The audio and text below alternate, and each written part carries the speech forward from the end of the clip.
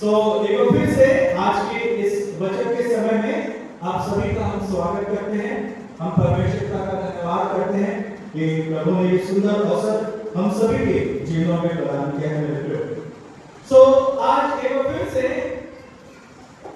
परमेश्वर के वचन से जो हिस्सा हम लोगों ने पढ़ा है उसके ऊपर हम विचार करेंगे। और पिछले हफ्ते भी मैंने इसी स्थल को, इसी वचन को आप लोगों के सम्मुख जो है रखा था कि हम उसके बारे में कुछ सीखें और जानें। और जैसे मैंने इस बात को कहा था कि कुछ बातें जो बची हुई हैं उस समय हम समाप्त नहीं कर पाए थे। आज क्योंकि आज भी एक विशेष दिन है कि हम माताओं का सम्मान कर रहे हैं, उनकी सेवाओं को याद कर रहे हैं, उनके समर्पण को हम याद कर रहे हैं। आज एक बार फिर से परमेश्वर के वचन से हम हमारी माताओं के जीवन को देखने, जानने और समझने की कोशिश करेंगे।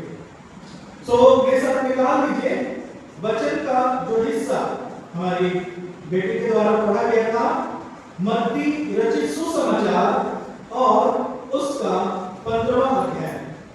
मत्ती रचित सुसमाचार और उसका 15वां अध्याय पद संख्या 22 से हम लोगों ने पढ़ा था। एक बार फिर से मैं इसको पढ़ूंगा और आज हम एक बार फिर से परमेश्वर के वचन से कुछ बातों को सीखने की कोशिश करेंगे।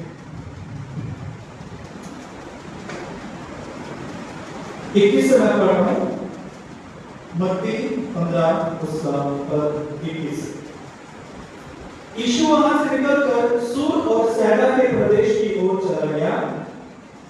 उस प्रदेश से एक कनानी स्त्री निकली और चिल्लाकर कहने लगी, हे प्रभु, दाऊद की संतान, मुझ पर दया कर। मेरी बेटी को दुष्ट आत्मा बहुत सता रहा है।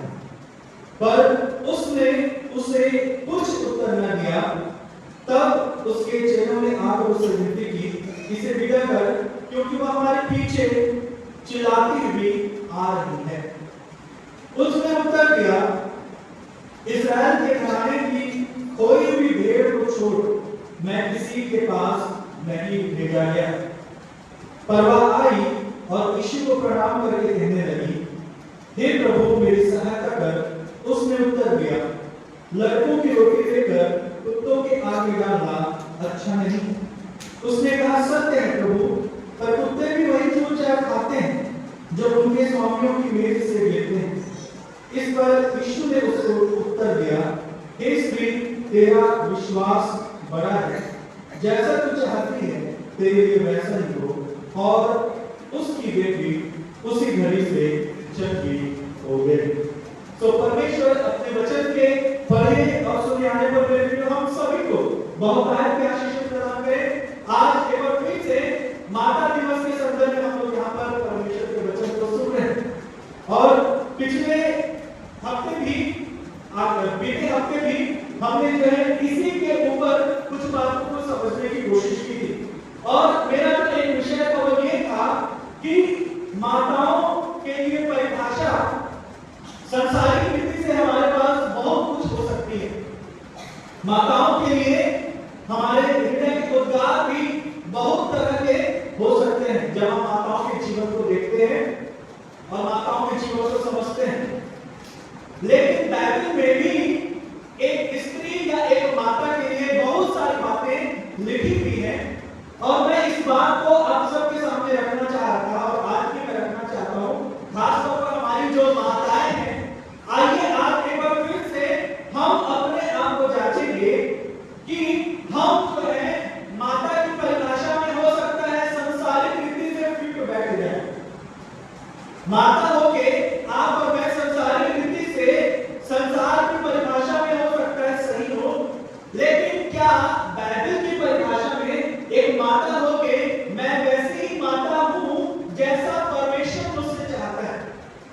और परमेश्वर किस तरह से कौन सी बातों को, कौन से स्वभाव को एक माता के जीवन में चाहता है, इस बात को जानना इसलिए भी जरूरी है क्योंकि एक माता जो है वो सफल तभी हो सकती है जब वो खुद मेहनत करे और साथ साथ उसके पूरे परिवार का सपोर्ट भी उसको मिलता है। याद रखिएगा, एक माता जो है तभी सफल हो सकती है जब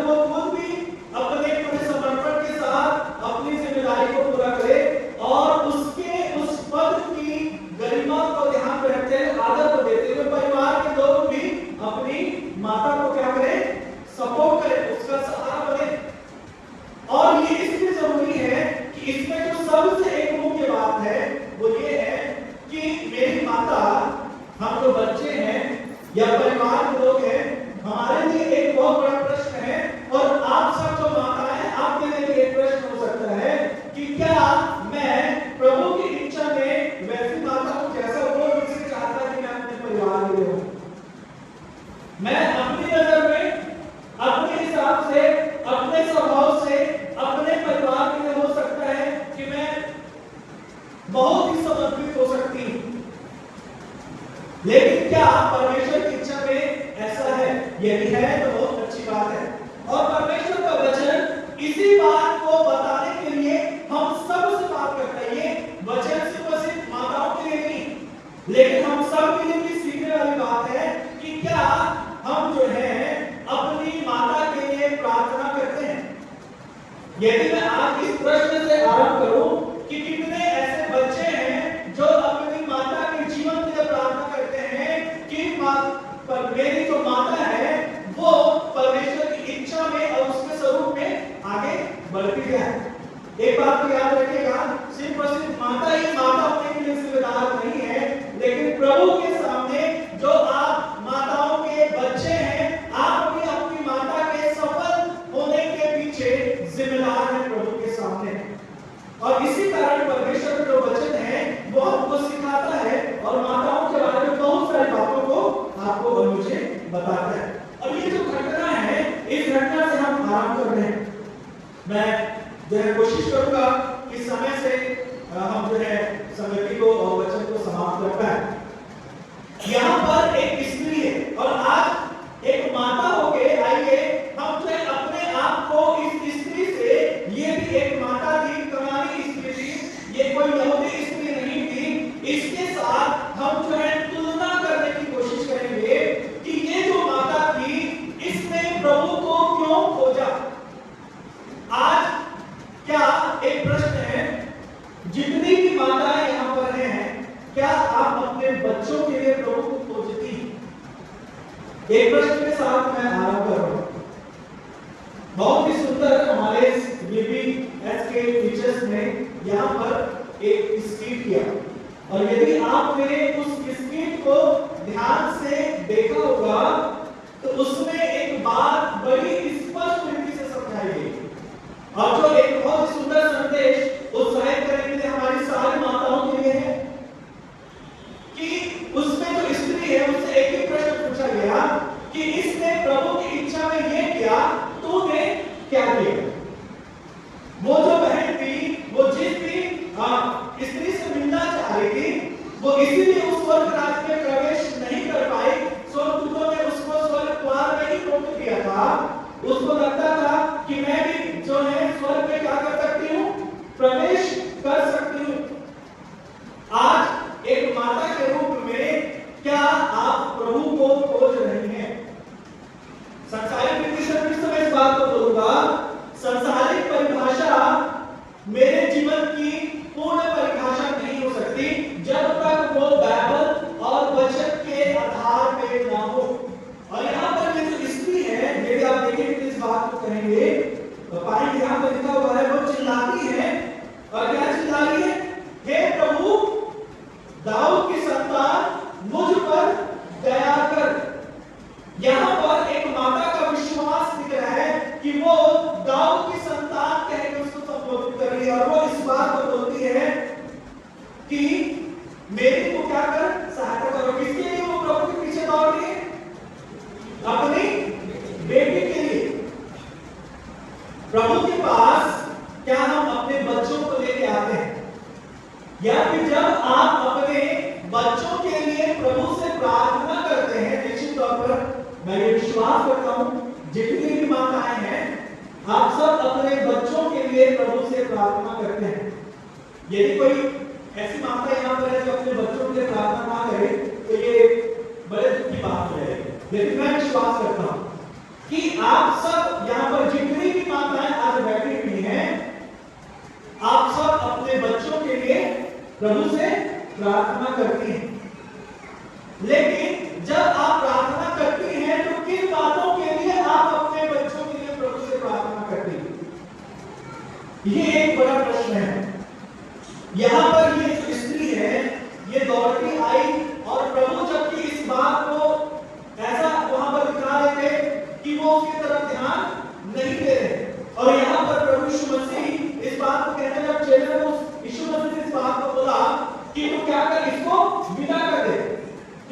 कि हमारे पीछे पीछे आ रही है, चिल्लाते हुए आ रही, प्रभु इग्नोर कर रहे थे और वो प्रभु के पीछे चिल्लाते चिल्लाते आ रही थी, क्योंकि उसकी जरूरत थी कि उसकी बेटी जो है वो चंगी हो जाए। और उसको विश्वास था कि उसकी बेटी को इस पूरे संसार में एक ही व्यक्ति था जो बचा सकता था, वो था प्रभु यीशु मसीह।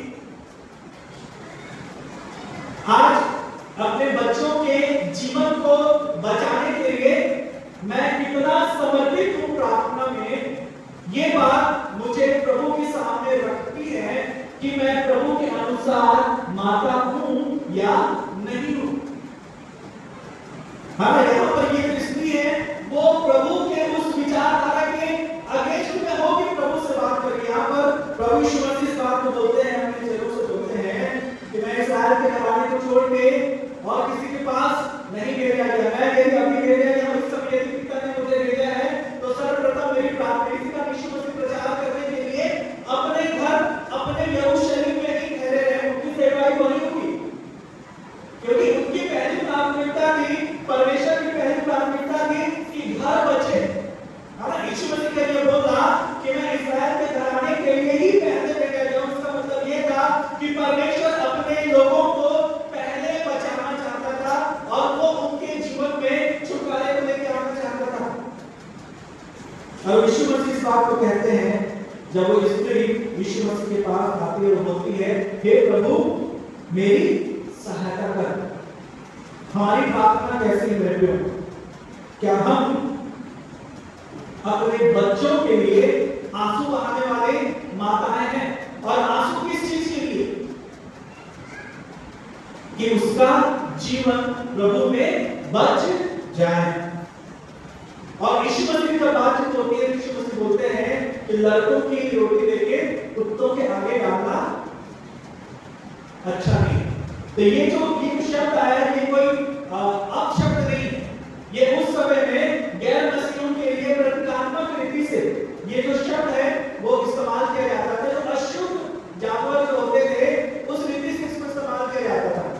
तो यहूदी लोग जो है अपने आप को एक तरह से शुद्धता की दशा में देखते थे, और जो भी व्यक्ति यहूदी नहीं है, दूसरी जाति से है, वो लोग उसको अशुद्ध रीति से देखते थे। और इसी कारण प्रभु ने इस बात को उनके सामने, इस स्त्री के सामने कहा कि जो रोटी है, जो आशीष है, जो छुटकारा है, वो तेरे लिए अभी नहीं है, अभी तेरा समय नहीं है, अभी मैं तेरे लिए जो है काम करने के लिए यहाँ पर नहीं हूं, मैं अपने लोगों के लिए हूं। लेकिन वहां पर एक बात, बहुत सुंदर बात ये स्त्री बोलती है, सत्य है प्रभु, पर कुत्ते भी वो चूर-चार खाते हैं जो उनके स्वामियों के पेट से लेते हैं। यानी कि वो इस बात में अडिग थी, इस बात को वो विश्वास में खड़ी हुई थी कि आशीषें सिर्फ और सिर्फ यहूदियों की नहीं है, या फिर जो सच्चा परमेश्वर है वो सिर्फ और सिर्फ यहूदियों का ही परमेश्वर नहीं है, वो हमारा भी परमेश्वर। इसका भी शब्द इस्तेमाल करिए, दाऊद की संतान। और दाऊद की संतान प्रभु यीशु मसीह का अधिकतर यहूदी लोग ही बोलते थे। एक विश्वास जो संसारिक रीति से देखा जाए तो उसका भी था, एक अधिकार जो उसका नहीं था, लेकिन उसने प्रभु से बातचीत करके अपने विश्वास को बड़ी मजबूती के साथ परमेश्वर के सामने रख दिया। यदि वो वहां पर रुक जाती तो शायद ये आशीष उसको नहीं मिलती। यदि वो प्रभु की बात को मान लेती और वो वापस चली जाती कि आशीष मेरे लिए नहीं है, या आज मेरा दिन नहीं है, या हमारे लिए प्रभु की आशीष रखी और चली जाती, और शायद उसकी बेटी जो है वैसे ही वहां पे पड़ी रह जाती। माताओं, जब तक आप प्रभु के सामने संघर्ष नहीं करेंगे, प्रभु आपके बच्चों को आशीष नहीं देंगे। यहाँ पर जो वैचारिक रीति से, शाब्दिक रीति से एक संघर्ष इस महिला का, कनानी स्त्री का प्रभु के साथ हुआ, सिर्फ और सिर्फ इसलिए क्योंकि वो जानती थी कि मेरे बेटी के जीवन को परमेश्वर ही, ये प्रभु यीशु मसीह ही बचा सकता है। माता का एक बहुत ही सुंदर स्वभाव यहाँ पर है। आज आप और मैं किस रीति से अपने आप को यहाँ पर रख रहे हैं। नीति वचन उसका 14 अध्याय में पढ़ रहा हूं आपके सामने और 26 पद। नीति वचन उसका 14वां अध्याय और पद संख्या 26 देखिए। यहाँ पे लिखा हुआ है, यहोवा के भय मानने वाले को दृढ़ भरोसा होता है, और लिखा हुआ है उसके पुत्रों को शरण स्थान मिलता है। याद रखिए, एक माता अपनी संतानों के लिए सही शरण स्थान ढूंढने वाली महिला होगी।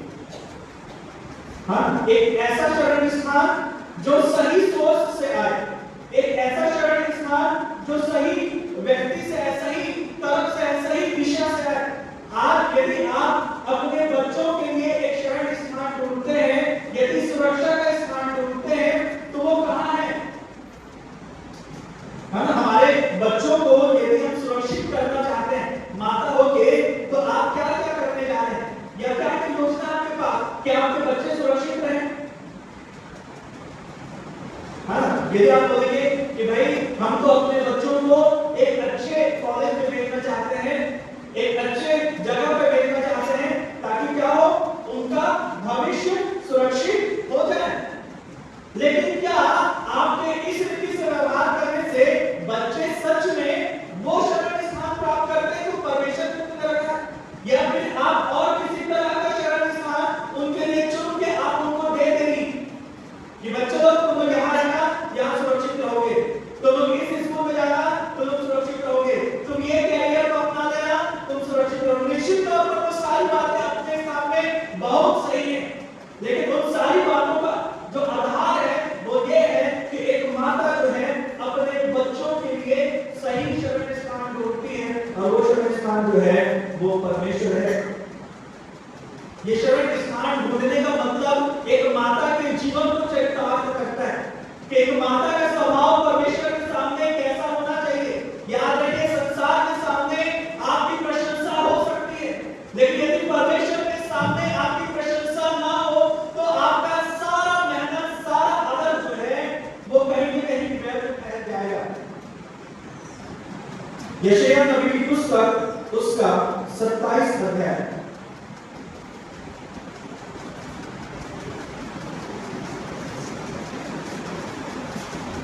और यहाँ पर 5 पद मैं पढ़ रहा हूं। यहाँ पर परमेश्वर एक बात कहता है, शरण क्यों जरूरी है, शरण में रखना क्यों जरूरी है, एक माता क्यों शरण को ढूंढ रही है। यहाँ लिखा हुआ है, मेरे साथ मेल करने को वो मेरी शरण दे, मेरे साथ क्या करने, मेल लेने। इसका मतलब ये है कि क्या आप एक माता होके अपने परिवार का मेल परमेश्वर के साथ बना के रख पा रही हैं? आप कितनी अच्छी पदवी में हो सकती हैं, आप कितनी अच्छी जॉब में हो सकती हैं, आप कितने सीनियर टीचर हो सकते हैं, आप कितने प्रसिद्ध महिला हो सकती हैं, लेकिन याद रखिए, यदि आपने अपने परिवार को परमेश्वर के साथ मेल करना नहीं सिखाया है,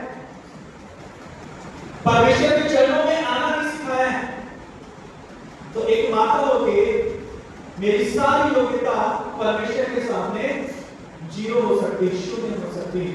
मैं आपको उत्साहित करना चाह रहा हूं मेरे प्रियो, एक माता जो है, ये कनानी स्त्री दौड़ में थी उस भीड़ में, और अधिकतर जब ऐसी परिस्थितियां होती थी तो यहूदी लोग इन गैर यहूदियों को अपने आसपास आने नहीं देते थे, अपने आसपास पकड़ने नहीं देते थे।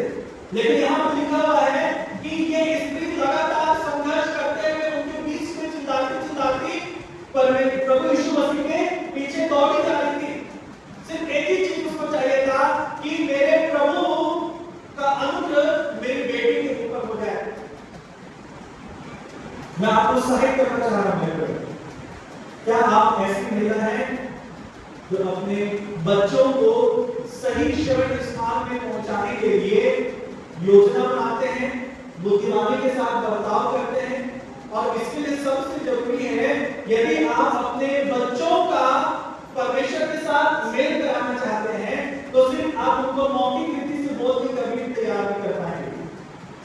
बच्चे आपके जीवन में व्यक्तिगत रीति से इस बात को खोजते हैं, इस बात को देखने की कोशिश करते हैं कि क्या मेरी माता प्रभु का भय मानने वाली स्त्री है, क्या मेरी माता प्रभु से बार-बार प्रार्थना करने वाली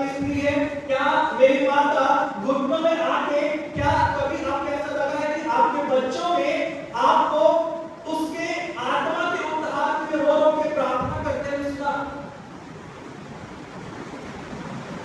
हम एक माता होके संसारिक रीति से अपने बच्चों को सब कुछ दे के ये नहीं सोच सकते कि हमने उनका जीवन बचा लिया है या उनका जीवन सुधार लिया है। याद रखिए, परमेश्वर के वचन के अनुसार जो स्वभाव एक माता के जीवन में परमेश्वर चाहता है, यदि वो गुण मेरे जीवन में नहीं है या उस गुण के लिए मैं अपना आकलन नहीं कर पा रहा, एक माता के प्रति, एक माता हो के मेरी जिम्मेदारी, मेरा स्वभाव, मेरा व्यवहार, मेरा उठना, मेरा बैठना। बाइबल में एक स्त्री को धर्मी महिला कहा गया है। हम बहुत सारी धर्मी महिलाओं के चरित्र को हमने यहाँ पर देखा। आइए मेरे प्रियो, मेरी माताओं, हम इस बात के लिए एक दूसरे के लिए प्रार्थना करें कि ये जो चर्च है वो ऐसी महिलाओं से भर जाए जिनके जीवन को देख के उनके बाल बच्चे, उनके परिवार वाले प्रभु को जानना, पहचानना और समझना सीख जाए। एक माता के ऊपर पूरे परिवार को, चाहे वो उसका पति हो, चाहे वो उसके बच्चे हो, सबके जीवन के ऊपर एक अमिट प्रभाव छोड़ने का गुण परमेश्वर ने दिया है। ये जो गुण है मुझे नहीं मालूम कि आपके अंदर है या नहीं, ये व्यक्तिगत चीजें हैं, लेकिन परमेश्वर का वचन हम सबको उत्साहित कर रहा है। आज जब हम इस भवन में बैठे हुए हैं, और न सिर्फ माताओं के लिए नहीं, यदि कहीं पर कुछ ऐसे स्वभाव में कमी दिखाई पड़ती है तो उसके लिए सिर्फ माता ही जिम्मेदार नहीं, लेकिन परिवार का प्रत्येक सदस्य जिम्मेदार है कि मैं भी क्या अपनी माता के जीवन के लिए प्रार्थना में समय गुजारता हूं। याद रखिए, परिवार ऐसे नहीं बनता, परिवार किसी एक के ऊपर जिम्मेदारी नहीं। परिवार का मतलब परिवार होता है जिसमें सारे सदस्य होते हैं। और आज यदि हम माता के ऊपर विचार कर रहे हैं या कभी पिता के ऊपर विचार करते हैं, उसका मतलब एक परिवार ही होता है। एक परिवार होके हमारा रिस्पॉन्स, हमारी प्रतिक्रिया अपने बाल बच्चों के लिए और बाल बच्चे हो के अपने माता और पिता के लिए कैसी है।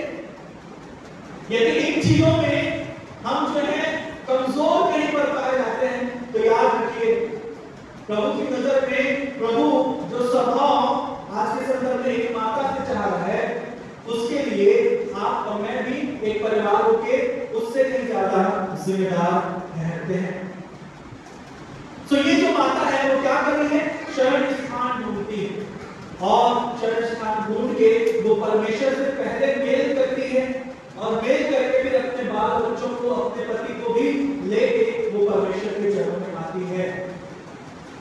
आइए एक माता के रूप में मैं आपको उत्साहित करना चाहता हूं कि ये जो सारी जो आशीषें की जो गुण है हम अपने जीवन में पैदा करें, हम अपने जीवन में उसको लाएं, और उसके अनुसार हमारा जो पूरा परिवार है वो परमेश्वर की योजना में, परमेश्वर की इच्छा में आगे बढ़ने पाएगा। यदि आप देखेंगे इस बात को पाएंगे, बहुत सारी बातें मैं जल्दी से खत्म करना चाह रहा हूं कि माता की प्रार्थना प्रभु के दासों को उत्पन्न करती है। हम यदि हम तीमुथियुस के जीवन को देखेंगे तो आप इस बात को पाएंगे कि तीमुथियुस की माता और उसकी नानी, ये दोनों ऐसी धर्मी महिला थी कि उन्होंने अपने बच्चे के जीवन में शुरू से ऐसा बीज बोया कि उनके बच्चों ने अपने जीवन को प्रभु के लिए दिया। आज हमारे चर्च में परिवार की बात बोले, कितने जवानों ने अपना जीवन प्रभु की सेवा में दिया है। ये एक बहुत बड़ी चुनौती है इतनी बड़ी मंडली के लिए, जिसमें हजारों हजार सदस्य हैं, जिसमें कई सौ परिवार हैं।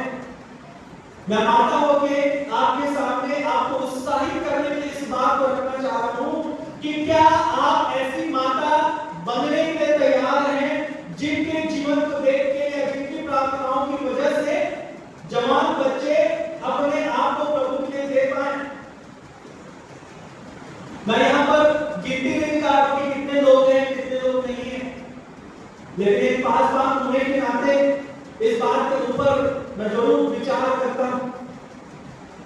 कि हमारे इतने बड़े चर्च में हर साल हम कितने जवानों को प्रभु के पास, ये जो DPPS जो हम बोलते हैं, जब से ये आरंभ हुआ, मैं एक ही बात को बोल रहा हूँ, हमारे टीचर्स के लिए भी बहुत बड़ी चुनौती है और हमारे माताओं के लिए भी, उनके बच्चे चुनौती है कि यदि इतने बड़े प्रोग्राम को आयोजित करने के बाद एक बच्चे का भी जीवन यदि हम लोग बदल पाए, हमारी सेवकाई क्या हो जाएगी?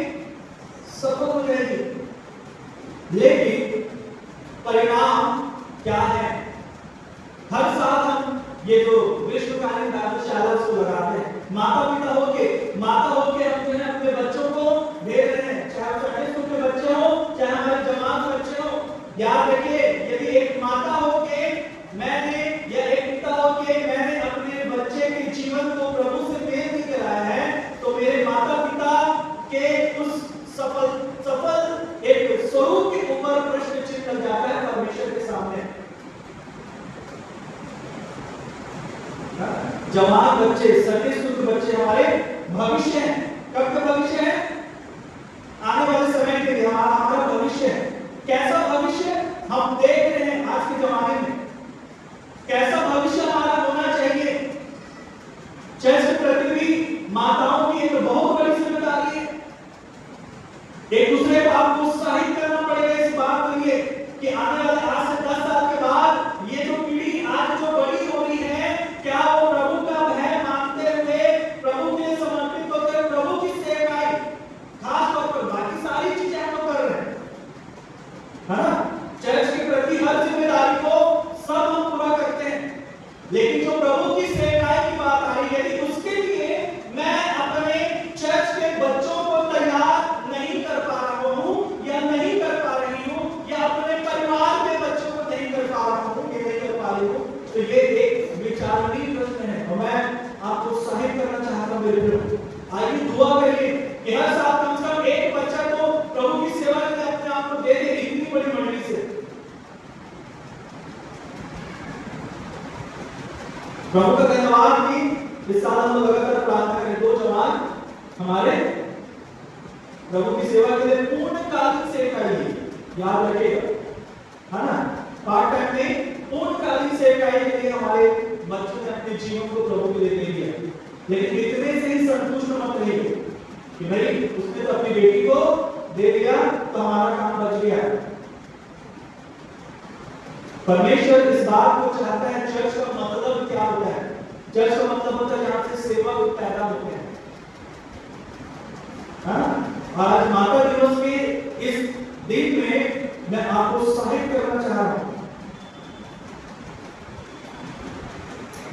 यदि आप नीति वचन उसके तीसरे अध्याय के 26-27 को पढ़ेंगे तो वहां पे लिखा हुआ है, आत्मिक रीति से एक माता अपने परिवार के बच्चों के चाल चलन का बड़े ध्यान से देखती है, ध्यान रखती है कि मेरा बेटा, मेरी बेटी प्रभु की इच्छा में, प्रभु के भय में चल पा रहे नहीं चल पा रहे।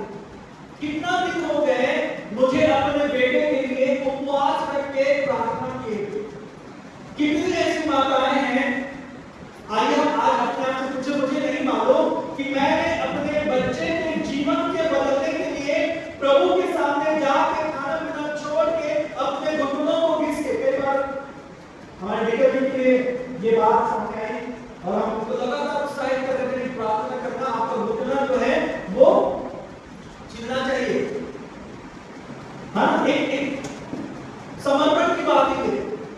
हम आपको उत्साहित करना चाह रहे हैं, माता होके क्या आप उपवास के साथ आपने कभी अपने बच्चों के जीवन के बदलने के लिए कि वो प्रभु को जाते, इसलिए नहीं कि वो डॉक्टर बन जाए, वो बहुत अच्छी बात है, उसमें हम लोग बहुत समर्पित रहते हैं, लेकिन आपका बच्चा प्रभु को उद्धारकर्ता के रूप में जानते हुए एक डॉक्टर और इंजीनियर बने, क्या उसके इस विषय के लिए आप उपवास रखते हैं? इस गुण की बात परमेश्वर का वचन कहता है।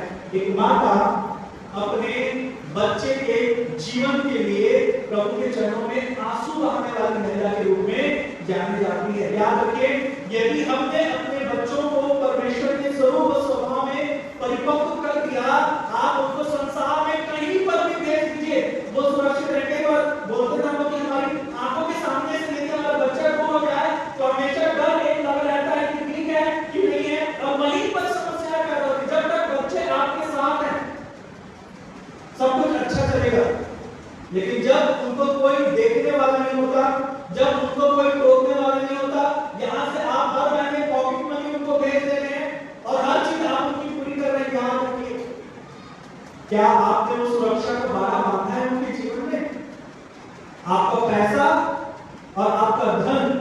उनकी रक्षा नहीं कर सकता। और आज कई केसेस इसी कारण दिखाई पड़ते हैं। सत्य है, कड़वा है, लेकिन सत्य है। और ये चुनौती है। निराशा की दशा जरूर उत्पन्न हो सकती है हमारे जीवन में, लेकिन परमेश्वर हमको निराशा की दशा में रखने के लिए इन बातों को नहीं बता रहा है, बल्कि वो चाहता है कि जैसा उसकी इच्छा में एक जवान या एक बच्चा या एक परिवार उन्नत होनी चाहिए, उसके लिए एक माता ही अवेयर हो सकती है।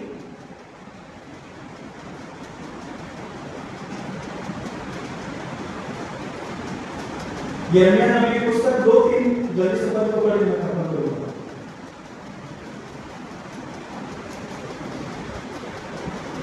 यिर्मयाह उसका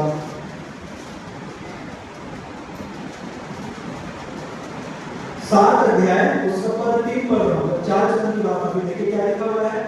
सेनाओं का यहोवा जो इस्राएल का परमेश्वर जो कहता है, अपनी अपनी चाल और काम सुधारो, तब मैं तुमको इस स्थान में बसे रहने दूंगा। परमेश्वर बड़े ध्यान से इस विषय को, इस लाइन को, इस क्षेत्र को परिवार के देखता है कि मसीह के अनुसार हमारे सारे परिवार के सदस्य मसीही चाल चलन में आगे बढ़ रहे हैं। सांसारिक चाल चलन में आगे बढ़ सकते हैं, लेकिन मसीही चाल चलन में क्या हम आगे बढ़ रहे हैं?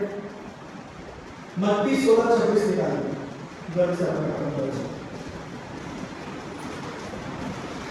यहाँ पे बहुत सुंदर बात प्रभु यीशु मसीह कहते हैं, यदि मनुष्य सारे जगत को प्राप्त करे और अपने प्राण की हानि उठाए तो उसे क्या लाभ होगा। इस विषय को मैं माताओं के संदर्भ में रखना चाहता हूँ कि यदि आप सारे जगत को अपने बच्चों के लिए, अपने परिवार के लिए प्राप्त कर ले रही हैं, सारे जगत को यानी कि सारी चीजों को आप उनको अवेलेबल करा दे रही हैं, लेकिन आप का बच्चा अपने प्राणों की हानि उठा रहा है या प्रभु को नहीं पहचान पा रहा है या आप उसको प्रभु तक नहीं पहुंचा पा रहे हैं, तो क्या लाभ आपके पूरे जीवन को दे देने का भी?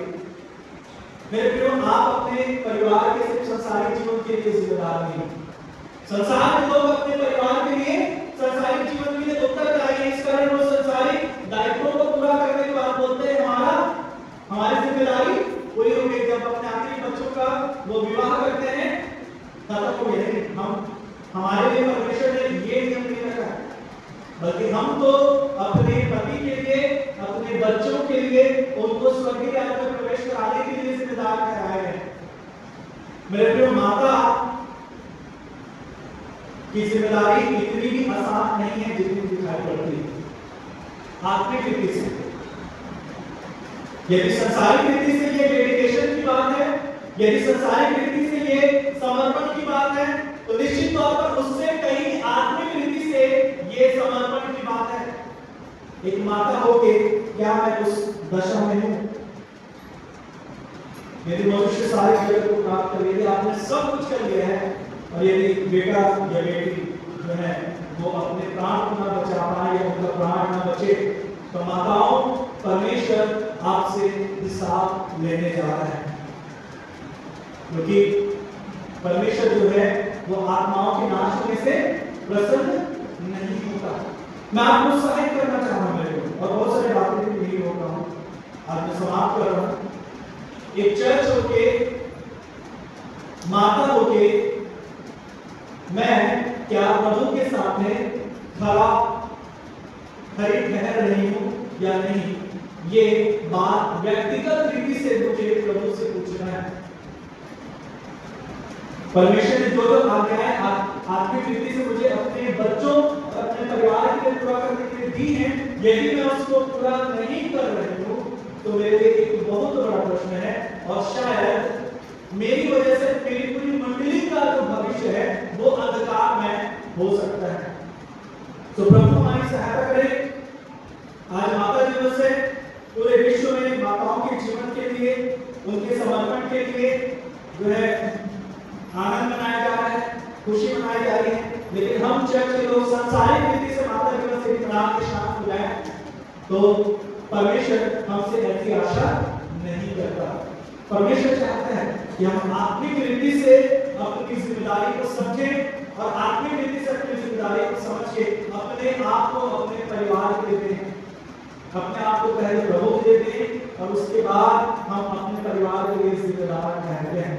तो आज माता दिवस के अवसर पर आप सभी माताओं और बहनों को, हमारी माताओं को बहुत बहुत शुभकामनाएं और साथ ही साथ परमेश्वर का वचन आपको बल दे, परमेश्वर का वचन आपको शक्ति और सामर्थ्य दे कि आप आत्मिक रीति से अपने बच्चों को प्रभु के और चर्च के प्रति प्रभु में ईमानदार और समर्पित एक पीढ़ी के रूप में तैयार करने वाली माता हो सके। परमेश्वर आज के इस वचन के द्वारा हम सबको आशीष प्रदान करें। आमीन आमीन।